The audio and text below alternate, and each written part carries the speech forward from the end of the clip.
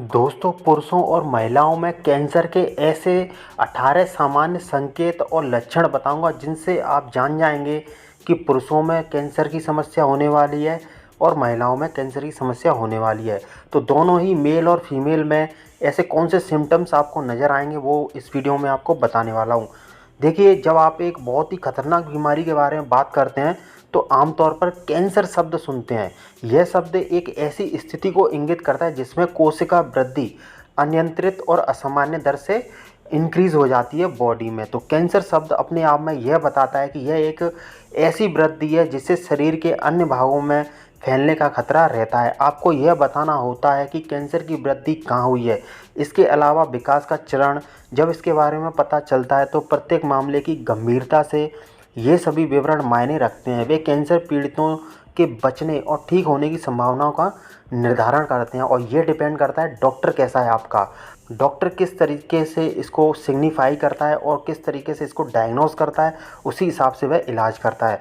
आप यह देख सकते हैं कि कैंसर के ट्यूमर को जल्द से जल्द पहचानना महत्वपूर्ण क्यों है। यह तय करने में मदद करता है कि ट्यूमर हानिकारक है या नहीं और किस तरह के उपचार की ज़रूरत है। जब ट्यूमर का जल्दी पता चल जाता है और तुरंत उपचार शुरू हो जाता है तो उसकी वृद्धि को रोका जा सकता है। जैसे ही एक अनियंत्रित वृद्धि का संदेह होता है, यह जांचने के लिए कई तरह के परीक्षण यानी कि टेस्ट किए जाते हैं कि ट्यूमर कैंसर कारक है या सामान्य है। सामान्य ट्यूमर शरीर के अन्य भागों में फैलने की क्षमता नहीं होती है।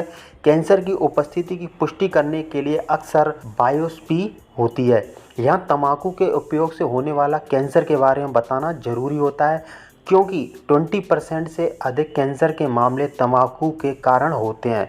अन्य कारण है मोटापा, पोषण की कमी, एक गतिहीन जीवन शैली और शराब का सेवन।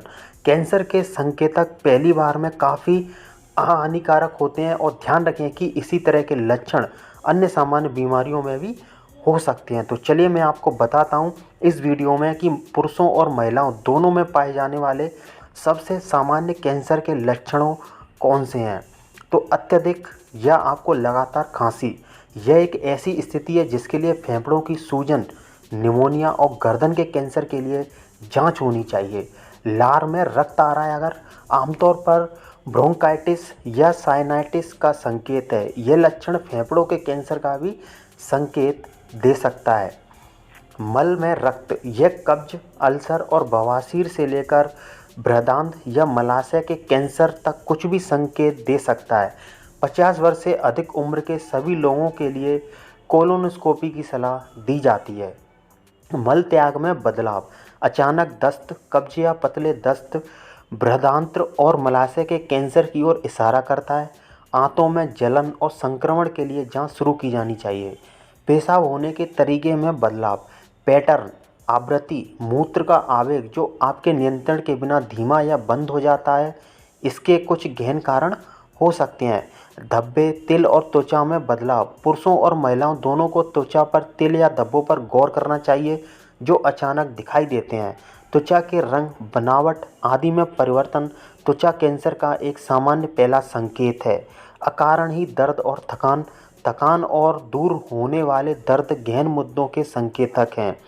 निगलने में कठिनाई, गहरी पेट और आंत संबंधी समस्याएं निगलने में कठिनाई के रूप में सामने आती हैं। मुंह में एक पैच या जलन भी जांच के लायक है। तो इस वीडियो में देखिए, मैं आपको ऐसे ऐसे लक्षण बता रहा जा रहा हूँ कि जहाँ जहाँ आपकी दिक्कत हो रही है ना, वहीं वहीं डॉक्टर आपको टेस्ट लिखेगा और डायग्नोस करेगा। अगर आपके वजन में अचानक बदलाव आ गया है, वजन अचानक कम होना, बिना किसी आहार या जीवन शैली के बदलाव के एक चिंताजनक घटना, वजन का घटना सबसे अधिक बार यह इंगित करता है कि थायराइड कार्यप्रणाली में परिवर्तन हुआ है। लेकिन पेट, बृहदान्त्र या अग्नाशय में अकारण किसी वृद्धि के लिए भी परीक्षण करने की आवश्यकता हो सकती है। अगर आपके इन सभी चीज़ों में दिक्कत आ रही है, प्रॉब्लम आ रही है, तो डॉक्टर आपको उसी चीज़ का टेस्ट लिखेगा और उसी तरीके से आपको डायग्नोस करेगा। अगर कैंसर हुआ तो उसी तरीके से उसका इलाज भी करेगा।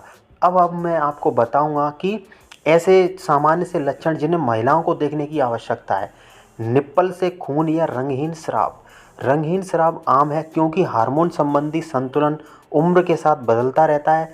लेकिन खूनी या बदबूदार स्राव एक निश्चित संकेत है कि चिकित्सक को दिखाना आवश्यक है।